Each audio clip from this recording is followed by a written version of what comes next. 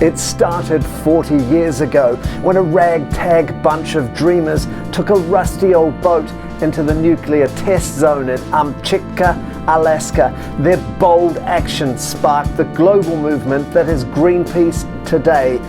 Back then it was nuclear war. Now we're fighting climate change driven by a mad obsession with oil.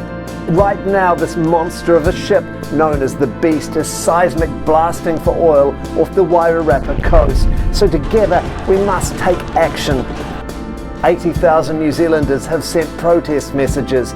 We've confronted them once at sea. It impacts every living thing on Earth. To do it again, we needed a bigger boat, so we put the call out, and in only 7 days, New Zealanders chipped in almost $100,000 to buy one.